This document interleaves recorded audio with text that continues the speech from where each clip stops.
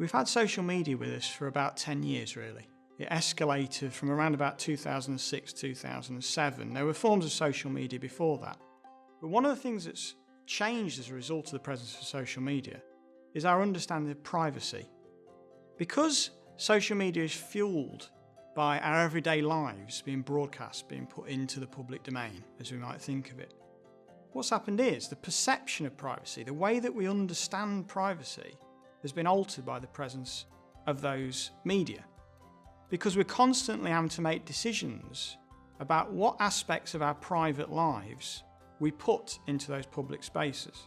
Now, around about 10 years ago, the sociologist Zygmunt Bauman described what he called as confessional media and the process of consuming life. Now, his argument was that with social media, we're pushed towards a confessional type of environment. And in these confessional spaces, it became what he describes as an obligation and a virtue for us to tell things about our private lives in these public spaces.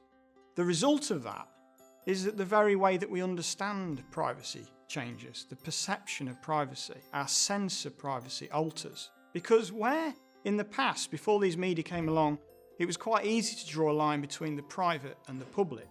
A distinction could be made between those two things quite comfortably.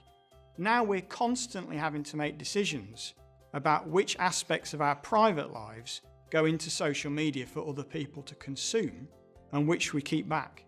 Now, this has been described as a kind of process of marketing the self, that we're constantly making decisions about what aspects of ourselves as a kind of commodity in social media we make public for others to consume. But what this means is, more generally, is that privacy is now something that we draw and redraw all the time.